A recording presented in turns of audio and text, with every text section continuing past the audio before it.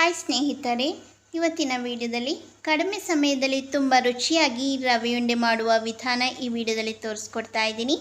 ಈ ವಿಡಿಯೋ ನಿಮಗೆ ಇಷ್ಟವಾದರೆ ಲೈಕ್ ಮಾಡಿ, ಶೇರ್ ಮಾಡಿ.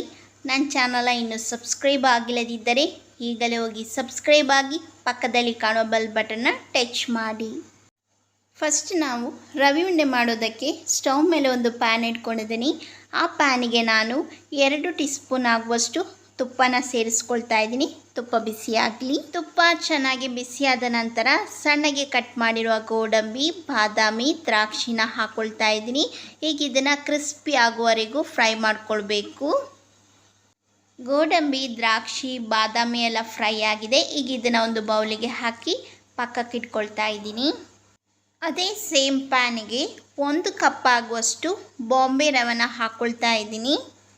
ಮಿಕ್ಸ್ ಮಾಡಿ ಕಡಿಮೆ ಉರಿಯಲ್ಲಿ ಇಟ್ಕೊಂಡು ರವೆನ 8 ರಿಂದ 9 ನಿಮಿಷಗಳ ಕಾಲ ಚೆನ್ನಾಗಿ ಹುರ್ಕೊಳ್ಬೇಕು. ನೋಡಿ, ರವೆದು ಹಸಿ ವಾಸನೆ ಹೋಗಿ ಚೆನ್ನಾಗಿ ಫ್ರೈ ಆಗಿದೆ. ನೋಡಿ, ಈ ರೀತಿ ಫ್ರೈ ಮಾಡಿದ ನಂತರ ಸ್ಟವ್ ಫ್ಲೇಮನ್ನು ಆಫ್ ಮಾಡ್ತಾ ಇದ್ದೀನಿ. ಸ್ಟವ್ ಫ್ಲೇಮ್ ಆಫ್ ಮಾಡಿದ ನಂತರ ಬಿಸಿಯಾಗಿರುವ ರವೆನ ನಾನು ಈ ಮಿಕ್ಸಿ ಜಾರಿಗೆ ಹಾಕ್ಕೊಳ್ತಾ ಇದ್ದೀನಿ. ಮಿಕ್ಸಿ ಜಾರಿಗೆ ರವೆ ಹಾಕಿದ ನಂತರ 3/4 ಕಪ್ ಆಗುವಷ್ಟು ಸಕ್ಕರೆನ ಹಾಕ್ಕೊಂಡು ಮುಚ್ಚಳ ಮುಚ್ಚಿ ಕೇವಲ ಆನ್ ಆಫ್ ಮಾಡ್ಕೊಳ್ತಾ 2 ಸಲ ಗ್ರೈಂಡ್ ಮಾಡ್ಕೊಳ್ಬೇಕಾಗತ್ತೆ. ಜಾಸ್ತಿ ಗ್ರೈಂಡ್ ಮಾಡ್ಕೊಳ್ಬಾರ್ದು, ಜಸ್ಟ್ ಆನ್ ಆಫ್ ಮಾಡ್ಕೊಳ್ತಾ ಗ್ರೈಂಡ್ ಮಾಡ್ಕೊಳ್ಳಿ. ನೋಡಿ, ಈ ರೀತಿ ಗ್ರೈಂಡ್ ಮಾಡ್ಕೊಳ್ಬೇಕು. ಈಗ ಇದನ್ನು ಒಂದು ಬೌಲಿಗೆ ಹಾಕ್ಕೊಳ್ತಾ ಇದ್ದೀನಿ. ಈಗ ಇದನ್ನು ಪಕ್ಕಕ್ಕೆ ಇಟ್ಕೊಳ್ಳೋಣ. ಸ್ಟವ್ ಮೇಲೆ ಒಂದು ಪ್ಯಾನ್ ಇಟ್ಕೊಂಡಿದ್ದೀನಿ. ಆ ಪ್ಯಾನಿಗೆ 1/2 ಕಪ್ ಆಗುವಷ್ಟು ಒಣ ಕೊಬ್ಬರಿ ತುರಿದಿರೋದು ಸೇರಿಸ್ಕೊಳ್ತಾ ಇದ್ದೀನಿ. ಈಗ ಇದನ್ನು 30 ಸೆಕೆಂಡುಗಳ ಕಾಲ ಕಡಿಮೆ ಉರಿಯಲ್ಲಿ ಇಟ್ಕೊಂಡು ಡ್ರೈ ರೋಸ್ಟ್ ಮಾಡ್ಕೊಳ್ಬೇಕು. ನೋಡಿ, ಒಣ ಕೊಬ್ಬರಿ ಕ್ರಿಸ್ಪಿಯಾಗಿ ಡ್ರೈ ರೋಸ್ಟ್ ಆಗಿದೆ. ಈಗ ಸ್ಟವ್ ಫ್ಲೇಮನ್ನು ಆಫ್ ಮಾಡ್ತಿದ್ದೀನಿ. ಆವಾಗಲೇ ನಾವು ರವೆ ಹಾಕಿರೋ ಬೌಲಿಗೆ ಈಗ ಒಣ ಕೊಬ್ಬರಿನೂ ಹಾಕ್ಕೊಳ್ತಾ ಇದ್ದೀನಿ.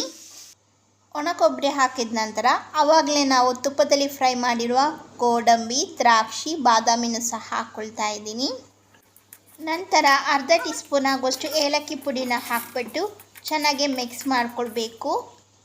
ಫಸ್ಟ್ ನಾವು ಕೈಯಿಂದ ಗಟ್ಟಿಯಾಗಿ ಮಿಕ್ಸ್ ಮಾಡಿಕೊಳ್ಬೇಕು. ನಂತರ ನಾನು 2 ಟೇಬಲ್ ಸ್ಪೂನ್ ಆಗುವಷ್ಟು ಸ್ವಲ್ಪ ಬಿಸಿಯಾಗಿರೋ ಹಾಲನ್ನು ಈ ಮಿಕ್ಸಿಗೆ ಸ್ವಲ್ಪ ಹಾಕ್ಕೊಂಡು ಗಟ್ಟಿಯಾಗಿ ಕೈಯಿಂದ ಚೆನ್ನಾಗಿ ಮಿಕ್ಸ್ ಮಾಡ್ಕೊಳ್ತಾ ಇದ್ದೀನಿ.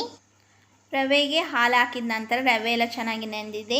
ಈಗ ಇದನ್ನು ನಿಮಗೆ ಯಾವ ಸೈಜಲ್ಲಿ ಬೇಕೋ ಆ ಸೈಜ್ನಲ್ಲಿ ಸ್ವಲ್ಪ ಇದನ್ನು ತಗೊಂಡು ರೌಂಡಾಗಿ ಉಂಡೆಗಳನ್ನ ಮಾಡಿಕೊಳ್ಬೇಕು. ಈ ರೀತಿ ಸ್ವಲ್ಪ ತಗೊಂಡು 2 ಕೈಯಿಂದ ಈ ರೀತಿ ಗಟ್ಟಿಯಾಗಿ ಪ್ರೆಸ್ ಮಾಡ್ಕೊಳ್ತಾ ಉಂಡೆನ ಮಾಡ್ಕೊಳ್ಬೇಕು. ನೋಡಿ, ಎಷ್ಟು ಸೂಪರಾಗಿ ರವೆ ಉಂಡೆ ರೆಡಿಯಾಗಿದೆ. ಬಾಯಲ್ಲಿಟ್ಟರೆ ಕರಗುವಂಥ ರವೆ ಉಂಡೆ ರೆಡಿಯಾಗಿದೆ. ಈ ವಿಡಿಯೋ ನಿಮಗೆ ಇಷ್ಟವಾದರೆ ಲೈಕ್ ಮಾಡಿ, ಶೇರ್ ಮಾಡಿ.